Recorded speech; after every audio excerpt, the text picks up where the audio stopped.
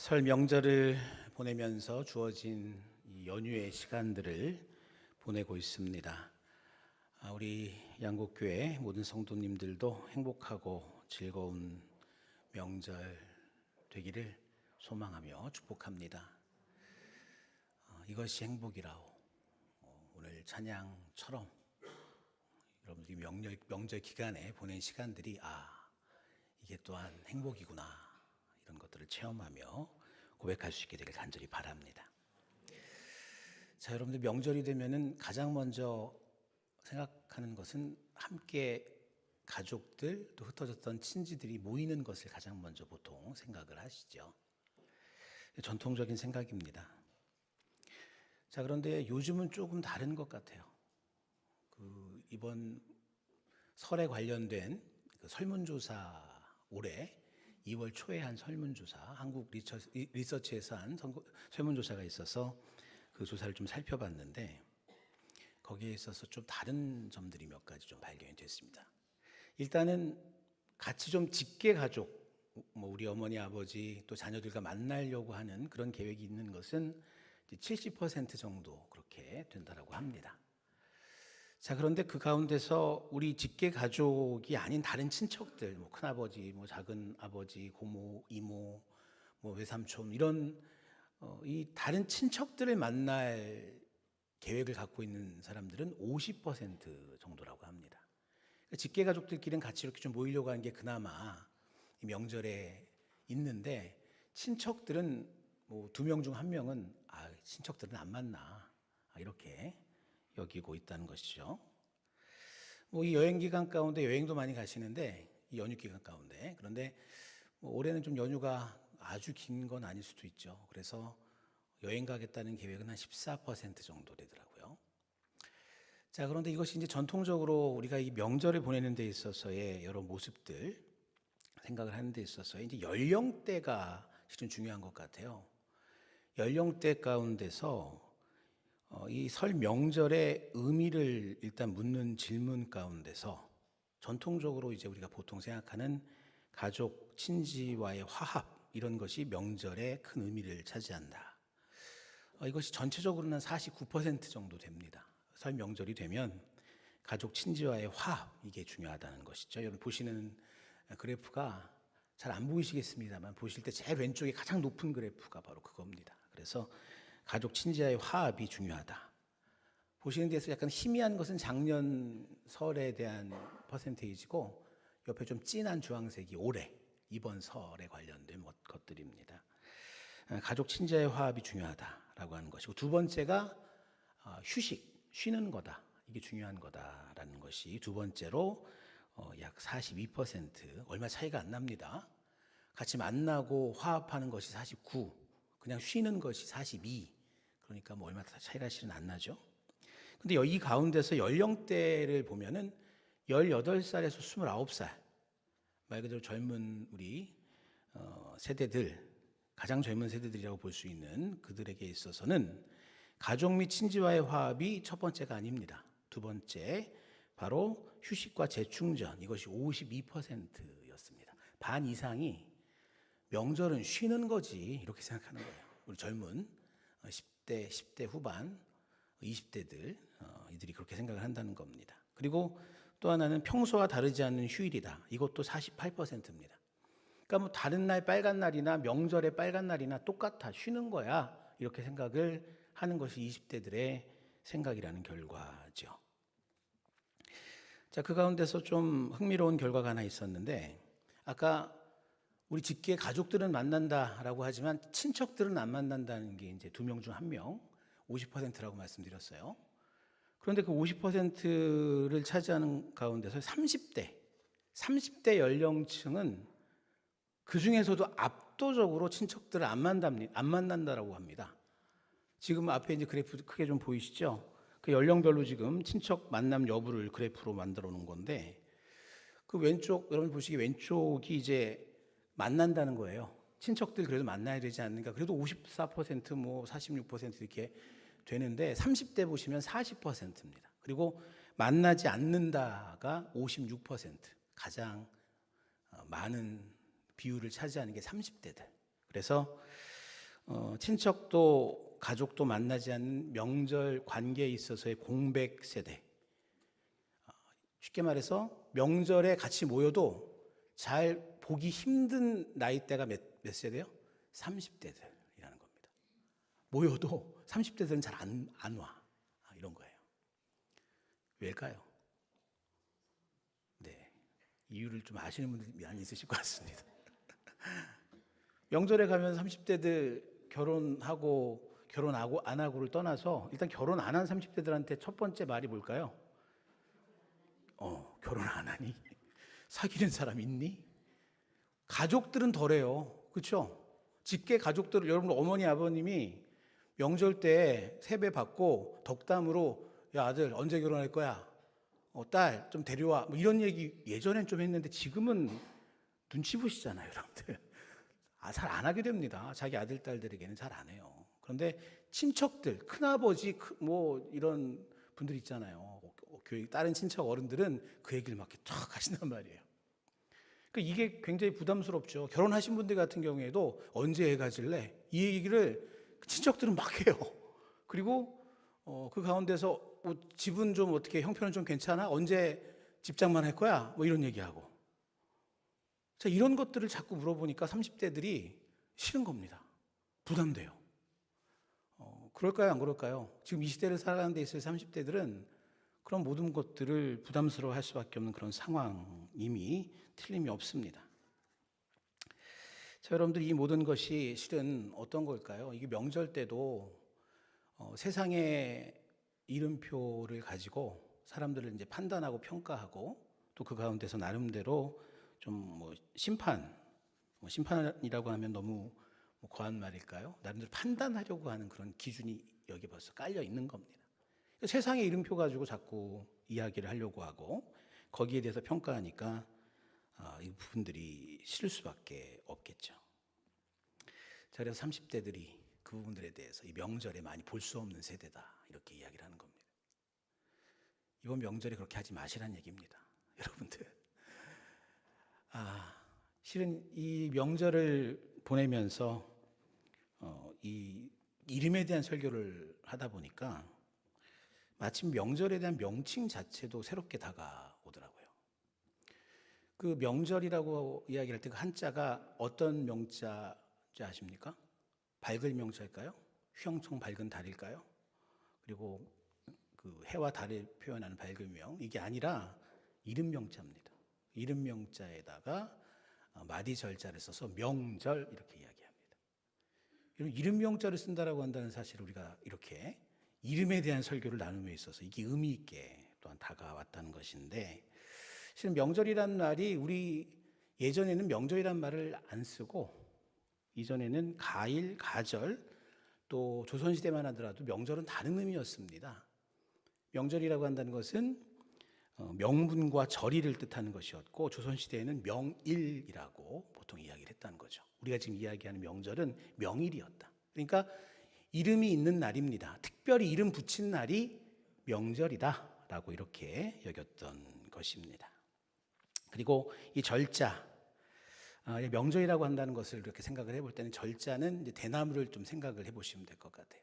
그래서 대나무가 쭉 있는데 고든 대나무지만 중간에 마디마디가 이렇게 있습니다.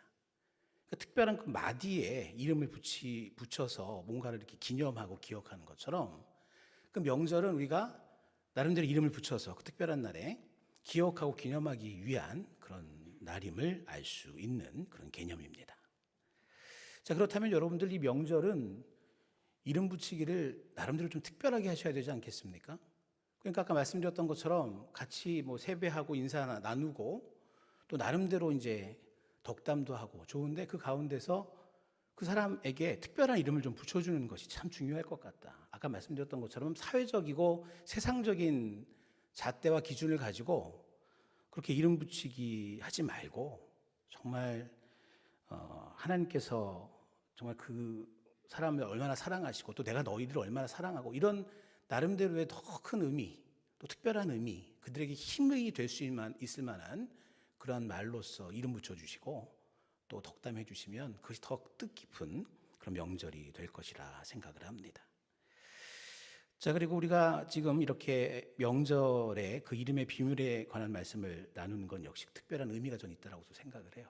이름 명자 있는 명절이기 때문에 더더욱 그렇고, 이 가운데서 이 명절을 보내면서 내가 진정 어떠한 이름으로 불리는 존재인지 이런 삶의 마디에 이걸 새기듯 여러분 기억하고 마음속에 새기며 이 시간을 보낼 수 있게 되기를 간절히 소망합니다.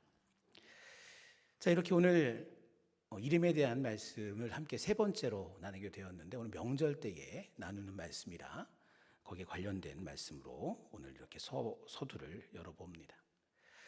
자, 오늘 세 번째 말씀 가운데 일단 지난 말씀에 대한 것을 잠깐 말씀을 드리면, 첫 번째 주에는 혼돈 속에 질서를 부여하신 하나님이라고 했습니다.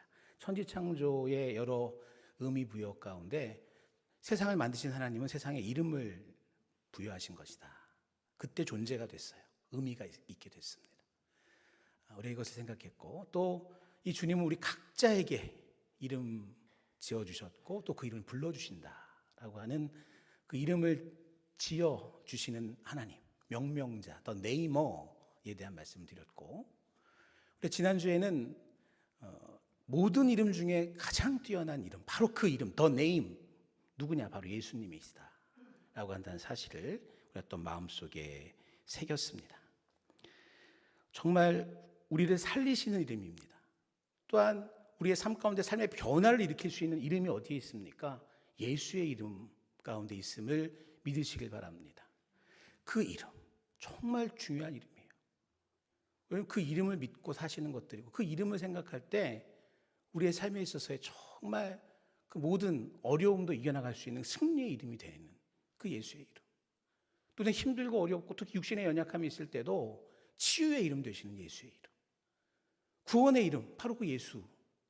그 이름 많이 부르셔야 되고, 그 이름을 늘 생각하시면서, 여러분들 그 가운데서 그 예수라는 이름이 뭐길래 그렇게 별것도 아니지, 다른 이름과 뭐가 다릅니까?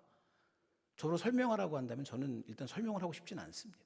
왜냐하면 그 이름을 부르며 그 이름 앞으로 나아갈 때 나도 모를 놀라운 변화가 일어나거든요. 그 이름이 갖고 있는 능력이 그렇습니다. 왜일까? 설명하는 순간 오히려 감동이 덜해요. 그 예수의 이름을 부르며, 예수의 이름 생각하며, 예수의 이름 가운데 나의 삶을 담으며, 그 이름 앞에 나의 삶을 헌신하려고 할 때 내가 얼만큼 변화되고 또 나의 삶에 얼마나 큰 구원의 은혜가 충만하게 임하는지를 여러분 직접 체험할 수 있게 되길 간절히 소망합니다. 바로 그 이름, 예수님. 우리 지난주에 함께 그 말씀 나눴습니다. 자, 이제 오늘 셋째 주에는 그 시선을 우리 자신에게로 한번 돌려볼까 합니다. 주님의 부르심을 받고 구원자의 이름을 영접함으로 인해서 우리는 세상의 꼬리표, 세상이 준 이름을 떼어낼 수 있습니다.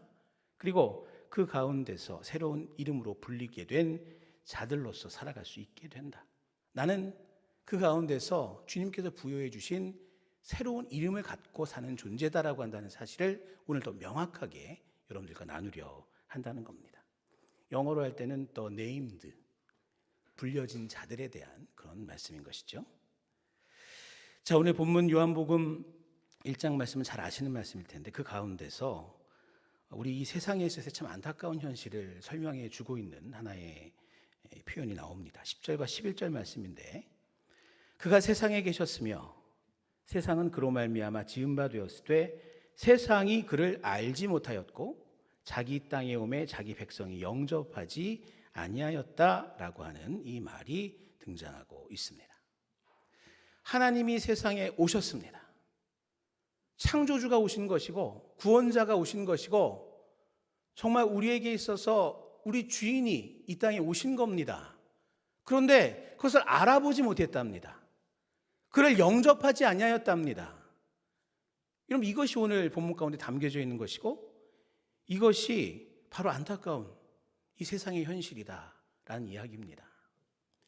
자, 그럼 이 표현을 왜 이렇게 이 표현을 하고 있을까요? 왜 못 알아봤을까요? 예수님이 이 땅에 오셨습니다. 하나님이 이 땅에 오셨는데 왜 이 주님을 알아보지 못했을까라고 한다는 겁니다. 그 이유는 그들의 기준과 그들이 생각하는 이름이 무엇인가 거기에 달려 있었던 겁니다. 자신들의 기준, 세상의 기준, 세상의 이름으로 오신 예수님을 바라보니 예수님은 한낱 목수였습니다. 목수의 아들이었고 목수였어요, 그냥. 그게 예수 이름에 붙어있는 세상적인 이름표 아닙니까? 그런 세상의 이름으로 보니까 예수님은 어디 뭐 정말 좋은 명문가의 자제가 아니에요. 잘 나가는 어디 서울 사람도 아닙니다. 어디 시골 촌뜨기예요. 쉽게 말해서.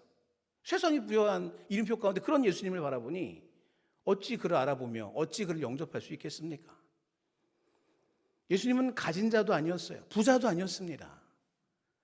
세상의 가치를 가지고 그를 쳐다보니 구세주가 무슨 저렇게 가난하고 저렇게 아직까지 철부지 같은 젊은 그런 사람이고 시골 출신에 배우지도 못한 저런 말 못 알아볼 수밖에 없던 겁니다. 그 기준이 세상의 기준이니 그 기준이 세상의 이름표를 가지고 그를 바라보려고 하고 읽으려고 하니 어찌 이 땅에 오신 하나님을 어찌 이 땅에 오신 구원자를 알아볼 수 있었겠느냐라고 한다는 사실입니다. 여러분들 이러한 2000여 년 전에 예수님께 그 붙였던 그 이름표, 세상이 붙였던 이름표, 그래서 알아보지 못했던 그들의 그 시선은 오늘날 우리에게도 실은 있습니다. 이 우리를 바라본 시선 역시 마찬가지 아닙니까? 여러분 무엇을 하실 수 있느냐에 따라서 세상은 여러분들에게 이름표 붙여줍니다. 여러분들이 무엇을 가졌는지, 얼마나 많이 가졌는지에 따라서 세상은 여러분들에게 이름표 붙여줍니다. 예수님 때도 그랬고 지금도 마찬가지라는 것입니다. 그런데 여러분들 그것이 이름 붙이는 걸까요? 이름표 붙여주는 걸까요?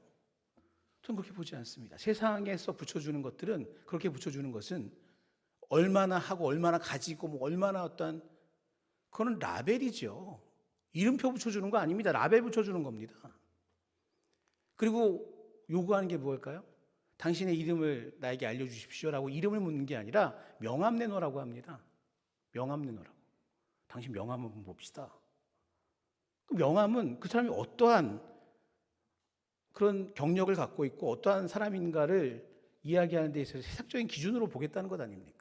이름 보는 게 아니라 그의 스펙을 보려고 하는 것들이고 그의 배경을 보려고 하는 것. 이게 바로 명함 내놓으면서 그걸 가지고 평가하려고 하는 그런 의미가 여기 담겨져 있는 것이죠. 자, 우리가 세상에 이러한 관점을 가지고 본다라고 하면 세상에 하나님도 알아보지 못하게 된다라고 한다는 것. 이게 얼마나 참 안타까운 일이며 참 비참한 일이며 있을 수 없는 일입니까? 그런데 그 이유가 어디에 있느냐? 세상의 이름표, 세상에 붙여준 그런 라벨 똑같이 바라보면서 그거 가지고 판단하려 하니 하나님도 못 알아봐. 우리도 그렇게 여러분들 거기에 매여서 내가 살아간다라고 한다면 여러분들의 삶은 롤러코스터일 거예요. 그렇잖아요. 잘 나갈 때야 뭐 확 그냥 교만 어깨 쫙 올라가지만 삶에 있어서 그런 일만 있는 게 아니잖아요. 누군가 나에게 어떤 그런 세상적인 관점을 가지고 뭔가를 물어보고 그 이름표를 달아주려고 할 때 나의 삶이 그들의 기준에 못 미칠 때 어떻습니까? 그냥 절망이죠. 굉장히 숨어버리고 싶고. 여러분들 이것을 우리들이 분명히 알아야 된다는 겁니다. 그래서 세상 사람들은 그 모든 것을 얻기 위해서 doing과 having, 즉 얼마나 많이 갖기 위해 어떤 걸 많이 하기 위해서 아주 뼈 빠지게 노력을 하죠. 많은 노력을 합니다. 그 노력이 필요 없다는 얘기는 아닙니다. 그걸로 사람을 판단하고 그것을 자신의 정체성으로 삼는 세상의 문제라는 이러한 것이고 그것은 가짜라는 겁니다. 오늘 본문 가운데 13절은 이러한 어찌 보면 인간의 처절한 몸부림에 대해서 세 가지 말로서 요약해서 이야기합니다. 13절 말씀 가운데 이는 혈통으로나 육정으로나 사람의 뜻으로 나지 아니하고 이렇게 되어 있습니다. 그러니까 지금 여기에 있어서의 이 혈통, 육정, 사람의 뜻이라고 한다는 것, 이것이 지금 우리 인간이 이 모든 것을 세상의 기준에 맞추어서 자신의 이름표를 붙이려고 하는 그런 처절한 노력이라고 볼 수 있어요. 그 중에 하나는 이제 혈통, 즉 자신이 갖고 있는 어떤 배경, 태어날 때부터 쥐고 나오는 것일 수도 있겠죠. 그것으로서 이제 나름대로 그 무언가를 이루려고 하는 것들이고, 두 번째는 육정. 육정이라고 한다는 것은 내 안에 있어서 욕망과 열심일 것이고 내 몸에 있어서의 나름대로의 뜻과 인간의 결정. 실은 뭐 영어로 보니까 휴먼 디시전이라고 되어 있습니다. 인간의 그 결정이죠. 자신의 결정대로 뭔가를 하려고 하는 이러한 몸부림. 그리고 사람의 뜻이라고 한다는 것은 여기서 지금 인간의 어떤 계획들, 사람의 의지를 말하는 것이지만 이거 영어로 보면은 husband's will이라고 되어 있습니다. husband이 뭘까요? 나의 아내는 와이프잖아요. 남편을 husband라고 하잖아요. 그렇죠? 남편의 뜻이랍니다. 좀 재밌는 표현이긴 한데 여기서의 원어 자체가 사람이라고 한다는 뜻 외에 남자라는 뜻을 갖고 있거든요. 그래서 그 남편의 뜻, husband's will이라고 이렇게 번역을 한 데가 있어요. 성경 가운데. 이게 어떤 의미일까요? 이것은 쉽게 말해서 타인에 의한 뜻이란 얘기입니다. 어쩔 수 없는 타인에 의한 뜻. 거기에 따라서, 거기에 맞추려고 하는 내 이름표를 거기에 맞춰서 뭔가 새겨 넣으려고 하는 노력들을 말하는 것입니다. 자, 하지만 성경 가운데, 오늘 말씀 가운데 분명하게 선언을 합니다. 그런 세상의 방식으로는 결코 우리는 진짜 가치와 영광스러운 이름을 얻을 수 없다라고 이야기하는 겁니다. 어떠한 혈통으로나 육정으로나 사람의 뜻으로 얻을 수 없는 그것이라고 강조하고 있죠. 자, 그렇다면 우리가 진짜 이름을 어떻게 얻을 수 있을 것인가? 우리에게 부여된 그 진짜 이름은 어떻게 얻게 되는 것인가? 라고 한다는 것이 12절 말씀 가운데 담겨져 있습니다. 12절 말씀 우리 함께 읽어보겠습니다. 영접하는 자, 곧 그 이름을 믿는 자들에게는 하나님의 자녀가 되는 권세를 주셨으니. 아멘. 자, 여기에 있어서 우리의 진짜 정체성이라고 한다는 것은 어디에서 나오는 것이냐? 나의 인간의 의지와 나의 혈통이나 또 나의 육정, 여기에서부터 무언가를 이루어 나가는 그런 것이 아니라 오늘 이 말씀 가운데 있는 것은 영접하는 자, 곧 그 이름을 믿는 자들에게 주어지는 것이 진짜 이름임을 우리가 이 말씀 가운데 확인할 수 있는 것입니다. 땀을 흘려 쟁취하고 성취하는 우리들의 인간적인 노력은 살면서 있어야 합니다. 하셔야 됩니다. 그런데 이게 우리의 정체성이 될 수 없다는 거예요. 그게 정체성이 되면 우리는 늘 아까 말씀드렸던 것처럼 너무 편차가 심해요. 이게 무슨 정체성입니까? 거기에 두면 우리의 실망과 좌절, 오히려 부정적인 나의 삶의 시간들이 더 많아질 수밖에 없다는 얘기죠. 바로 나의 노력, 그 가운데 우리의 정체성을 두는 것이 아니라 이 말씀에 있는 것처럼 오직 그 이름 위에 뛰어난 그 이름 예수 그리스도의 그 이름을 믿는 믿음 가운데 나의 정체성을 얻을 수 있다. 이 사실을 분명히 믿어야 됨을 오늘 이 말씀은 우리에게 전해주고 있는 것입니다. 여러분들, 내가 훌륭해서가 아닙니다. 내가 잘해서가 아닙니다. 잘하는 것 좋고 훌륭한 사람 돼야 되지만 이 모든 것이 나에게 있을 진짜 정체성을 이야기하는 그 이름표를 붙여주는 것이 아니란 얘기입니다. 전적으로 믿음으로, 믿음 가운데 바로 그 능력의 그 이름, 모든 이름 위에 뛰어난 그 이름 예수 그리스도 그 이름을 믿는 믿음 가운데서 나에게 붙여지는 그 이름이 진짜 내 이름이다. 이게 내 정체성이다. 흔들리지 않는 나의 이름이다. 나를 흔들 수 없는 중심이 된다라고 한다는 사실을 오늘 말씀 가운데 우리에게 해주고 있다는 사실 믿으시길 바랍니다. 여러분들, 이 은혜로 말미암아 가장 먼저 받은 이름이 어떤 것입니까?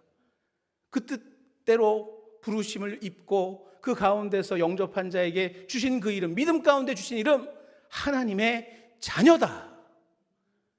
여러분, 이게 나의 이름표입니다. 가장 첫 번째 이름표입니다. 믿음 가운데 주님께서 나에게 부여해 주신 그런 이름표는 하나님의 자녀입니다. 난 하나님의 아들, 하나님의 딸. 여러분, 여기에 대한 분명한 정체성을 가지고 이 이름표 붙이며 살아갈 수 있게 되길 간절히 소망합니다. 여러분, 믿음이 있으시잖아요. 믿음으로 이 자리에 앉아 계신 것 아닙니까? 그 이름을 믿으시는 여러분들 아니십니까? 그 가운데 부여해 주신 그 이름, 바로 예수 그리스도, 그 이름 믿음으로 인하여 나에게 부여된 이름, 하나님의 자녀라는 귀한 이름을 늘 생각해야 된다는 겁니다. 여러분들, 하나님의 자녀라고 하는 이 이름은요, 그냥 여러분들에게 격려해 주려고, 다독여 주려고, 야, 세상살이 힘들지, 세상 살기 어렵지, 얼마나 좀 고되야, 아유 내 아들, 아유 내 딸, 이 정도의 다독거림이 아닙니다. 이 말씀 보시면, 다시 한번 보시면, 영접하는 자 곧 그 이름을 믿는 자들에게는 하나님의 자녀가 되는 권세를 주심을 믿으시길 바랍니다. 권세 주신 겁니다.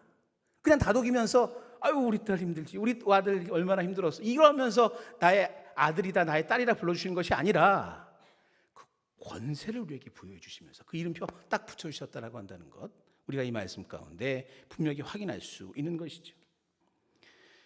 여러분들, 이러한 자녀됨은 실은 양자로서 사도 바울은 표현을 했습니다. 진짜 하나님의 아들은 예수 그리스도신데 그럼 나는 예수님하고 동급이네? 내가 하나님의 자녀라고 한다면? 그러니까 사도 바울은 이 부분에 있어서 그렇게 설명을 했어요. 양자된 것이라고. 자, 이 당시에 있어서 양자가 됐다라고 한다는 것은 실은 엄청난 법적인 사건으로서의 변화를 말하고 있습니다.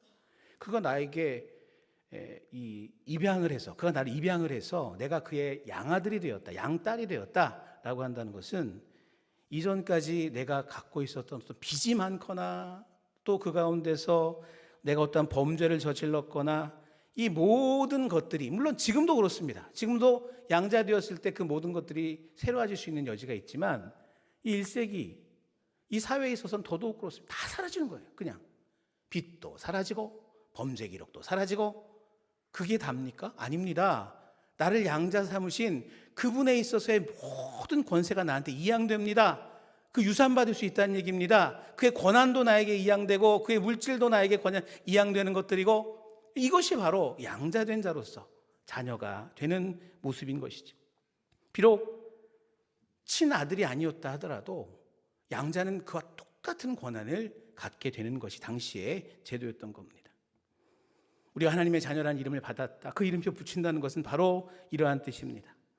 죄와 사망의 법에 묶여있던 우리의 과거와 그 모든 과거의 상처와 이제까지의 실패, 이 모든 것, 핏더미에 있는 나의 삶에 있어서의 이 모든 것이 예수의 이름으로 완전히 청산되었다는 사실 믿으시길 바랍니다. 이게 바로 하나님의 이름, 하나님의 자녀라는 이름, 이것을 붙이는 자가 누릴 수 있는 큰 은혜요, 큰 특권이다 라고 한다는 사실입니다.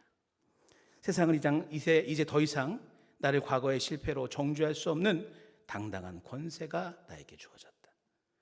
여러분들, 이 이름표 딱 붙이고 살아갈 때 세상의 이름표를 가지고 나를 판단해 니들이?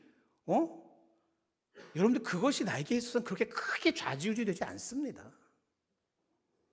난 하나님의 아들인데, 난 하나님의 딸인데, 이 세상을 만드신, 모든 것을 주관하시는, 어쩔 수 없는 한계에 있는 우리 인간의 모습이 아니라 이 모든 것을 주관하시는 그 전능하신 여호와 하나님이 나의 아버지신데, 여러분 그 이름표 딱 붙이고 있으면 세상에 뭐가 두렵습니까?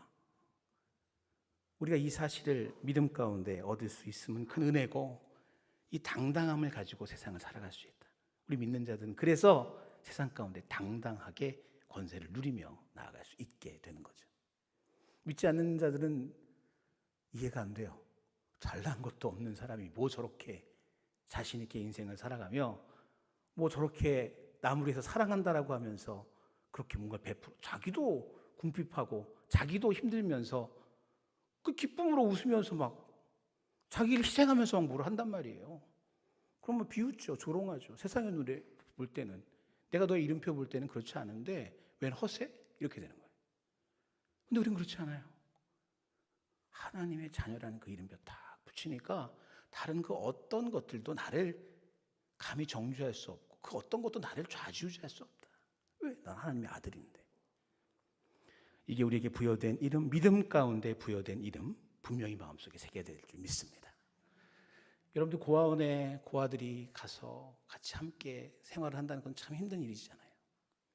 그냥 늘 눈치 보면서 뭔가 하나 더 먹으려고 그 가운데서 관리하는 사람들에게 잘 보이려고 애쓰고, 뭐 하나 있으면 그거 가지고 막 어떻게 말하면은 집착하고 안 뺏기려고, 이런 모습들이 이 고아들에게는 있을 수밖에 없습니다. 근데 어느 날 한 사람이 딱 와서 내가 너를 나의 아들로 삼을게, 내가 너를 나의 딸로 삼을게, 이제는 너의 이름은 나의 이름과 더불어서 함께 있는 나의 자녀야. 이제 난 너를 사랑할 것이고. 여러분, 그때부터 그 고아는 눈치 보지 않습니다.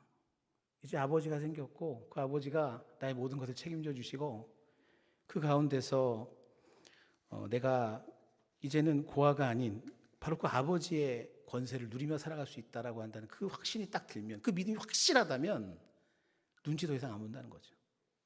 그리고 내가 뭔가 열심히 해야지 내가 또 사랑받을 수 있지 않을까? 남 눈치 보면서 막 그렇게 하고 그 이름표 하나 얻으려고, 그리고 어떤 떡고물 떨어지길 바라면서 무언가를 내가 전전긍긍하는 이런 모습 보이지 않는다는 거죠. 우리가 이 사실을 분명히 알아야 된다는 겁니다.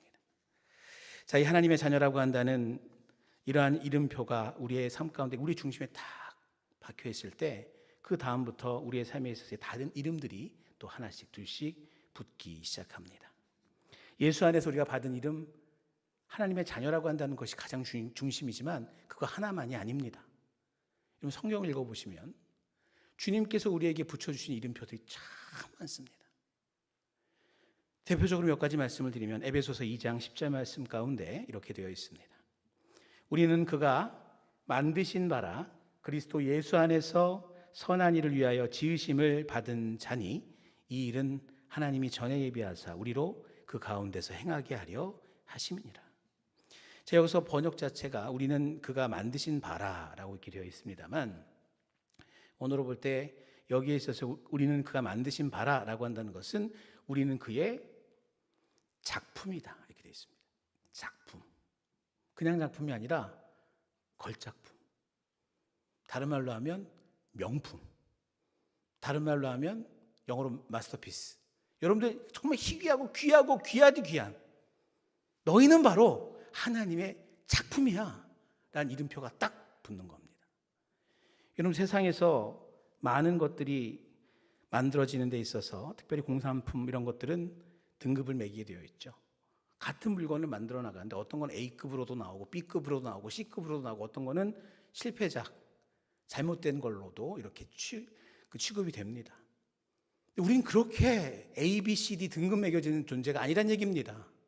각자 하나하나 하나님이 정말로 공들여서 세워주시고 만들어주신 하나님의 작품 중에 작품, 명품 인생, 그게 바로 여러분들이라고 주님께서 말씀해 주시는 거예요. 내가 하나님의 자녀로 산다는 것, 하나님이 어떤 분이신데, 내 아버지가 어떤 분이신데, 하나님이 나의 아버지신데 나를 여러분들 불량품으로 그렇게 두시겠습니까? 나를 당연히 주님의 귀한 작품이요 최고의 명품으로 만들지 아니하시겠습니까? 그러니까 난 그 이름을 딱 붙이는 거예요. 난 하나님의 명품이야. 이러한 이름표가 나에게 붙을 수 있습니다. 또한 고린도후서 5장 20절 말씀 가운데 이러한 말씀이 있습니다. 그러므로 우리가 그리스도를 대신하여 사신이 되어 하나님이 우리를 통하여 너희를 권면하시는 것 같이 그리스도를 대신하여 간청하노니 너희는 하나님과 화목하라 라는 말씀이 쓰여져 있습니다. 자, 그 가운데 사도 바울이 이야기하는 바 우리가 그리스도를 대신하여 사신이 되었다는 표현이 나와 있습니다. 사신이라는 것은 오늘날로 따지면 대사입니다. 앰버서더, 대사예요. 어느 나라에 있어서 그 국가를 대표해서 가는 그런 나라마다 대사들이 있지 않습니까? 여기서 지금 말하는 게 바로 그리스도의 대사다. 하나님 나라에서 파송받은 한 사람 한 사람, 여러분들은 다 하나님의 대사라. 이렇게 지금 표현하고 있는 겁니다. 그 이름표 하나 딱 붙은 거예요. 난 하나님의 대사, 하나님 나라에서 파송받은 대사라는 이름표가 나한테 딱 주어짐을 이 말씀 가운데 알 수 있습니다. 여러분들, 그 가운데서 우리는 바깥의 외국에서 그 대사관은 그 나라 영토가 아니죠. 파송한 나라의 영토와 똑같습니다. 그러니까 그 안에서의 대사의 역할은 그 나라의 눈치를 보고 거기에 있는 사람들에 대한 것들을 맞춰, 이게 아니에요. 자기가 파송받은 그 나라 국민으로서, 그걸 대표하는 사람으로서 당당하고 떳떳하게 살아갈 수 있는 권세가 있는 겁니다. 여러분들, 우리에게 있어서 그 이름표 붙여주셨습니다. 하나님의 자녀로서 누릴 수 있는 권세 중에 세상 눈치 보지 말고 하나님의 뜻에 따라 당당하게 하나님 나라의 대표자로서 하나님 나라에서 파송받은 앰버서더로서 너희들이 가서 이 모든 것을 행할 수 있는 그런 지위를 주시면서 이 이름표 딱 붙여주신 겁니다. 그 가운데 그분의 아름다운 덕을 선포하는 왕 같은 제사장 같은 역할을 감당하라는 의미가 여기에 담겨져 있습니다. 한 가지 더 주님 부여해 주신 이름 또 이야기해 봅니다. 예수님께서 말씀하셨습니다.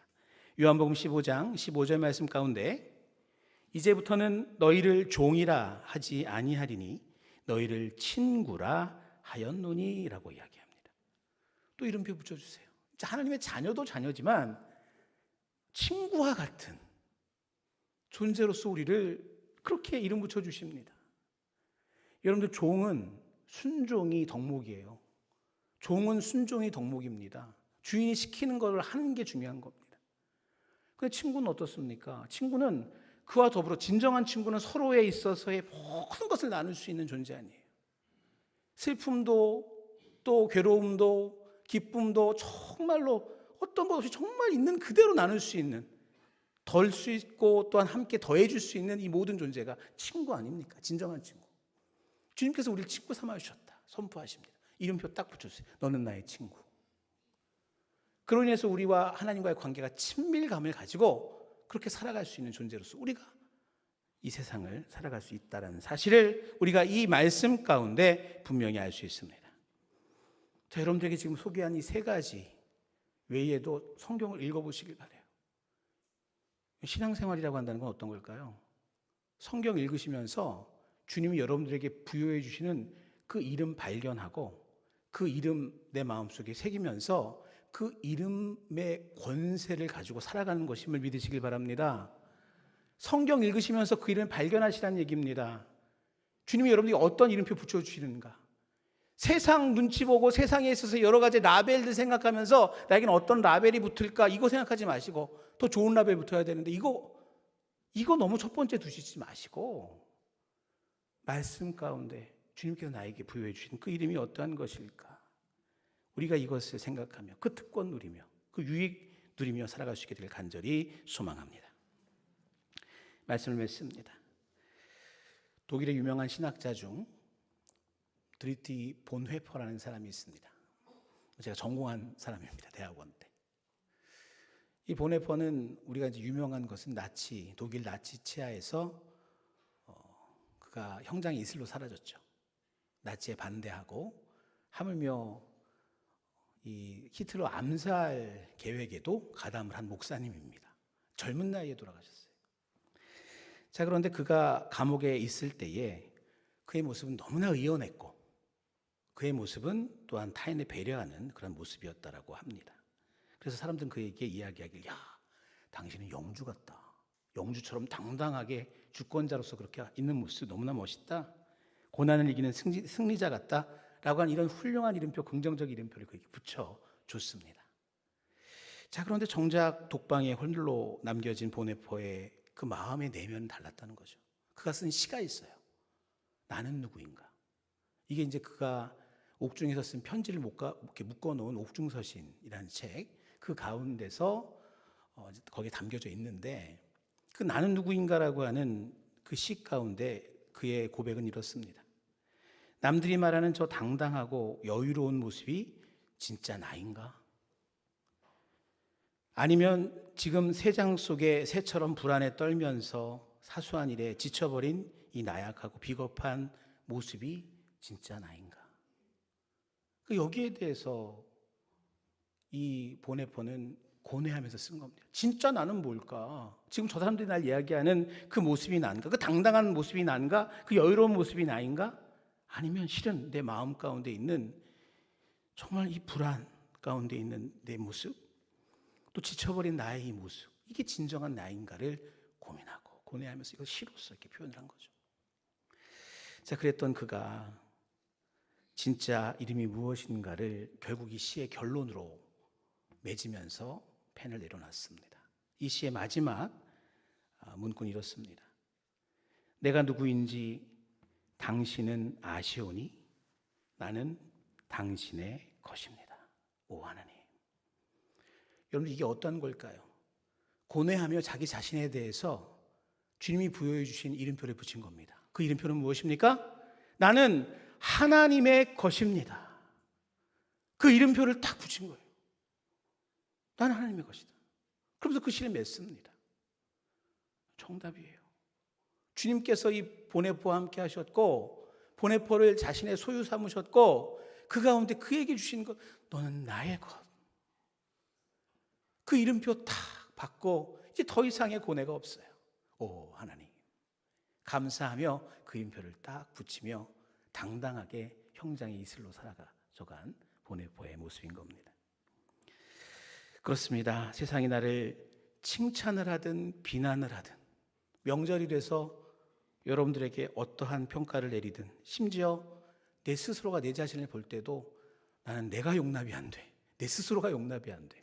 라고 하는 이러한 초라한 내 자신에 대한 평가가 있을 때에도 여러분들 잊지 마시길 바랍니다. 그것은 우리의 진짜를 나타내는 이름표가 아니다. 우리는 철저하게 하나님의 자녀다라고 하는 분명한 이름표를 품고 그 가운데 나에게 허락된 그 다른 여타의 주님이 부여해 주신 이름표들을 하나하나 붙여가실 수 있게 되기를 간절히 바랍니다. 오늘도 선포합니다.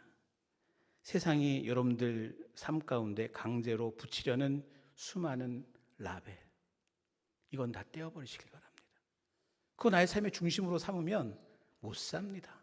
지쳐서 못 살고 힘들어서 못 삽니다. 주님이 나에게 부여해 주신 혈통으로나 육정으로나 사람의 뜻으로 증명할 필요 없고 그렇게 해서는 얻을 수도 없는 믿음 가운데 얻은 그 이름, 하나님의 자녀라는 그 이름을 내 마음 가운데 딱 새기시고 하나하나 주님이 부여해 주신 그 이름들 붙여가면서 세상 가운데 승리하며 살아갈 수 있게 되기를 간절히 소망합니다. 하나님의 생명책에는 여러분들의 이름이 쓰여 있습니다. 너는 나의 아들이란 이름이 쓰여 있습니다. 너는 나의 딸이란 이름이 쓰여져 있습니다. 너는 나의 친구란 이름이 쓰여져 있습니다. 너는 나의 명품이야. 그 이름 쓰여 있습니다. 믿고 나가실 때 여러분들은 세상의 승자로서 살아갈 수 있게 되실 것이고 주님께서 허락해 주신 귀한 은혜와 복을 누리는 그런 풍성한 삶을 살아갈 수 있을 것입니다. 이 말씀 믿고 나아간 우리 모두가 되기를 주의 이름으로 간절히 축원합니다. 은혜로우신 하나님 아버지, 혼돈 가운데도 질서를 부여하시고 우리를 지으셨으며 십자가의 사랑으로 우리를 살리시는 그 은혜, 주님을 찬양합니다. 주님, 우리는 세상이 만들어 놓은 여러 피곤한 심판대 위에서 세상이 붙여주는 꼬리표를, 그 이름을, 그 라벨을 생각하며 일희일비하며 살아온 것은 아니었는가. 주님의 말씀을 통해서 저희들 돌아봅니다. 그랬다면 주님, 이 모든 건 내려놓고 주님께서 우리에게 붙여주신, 우리가 믿음으로써 친히 그 은혜 가운데 우리에게 부여주신 그 이름, 하나님의 자녀라는 그 이름을 붙이며 주님의 귀한 자녀로서의 특권을 누리며 살아갈 수 있도록 은총 허락하여 주옵소서.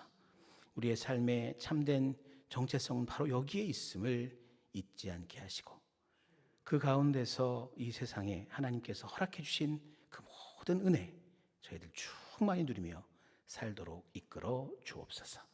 예수 그리스도의 이름으로 기도드립니다. 아멘.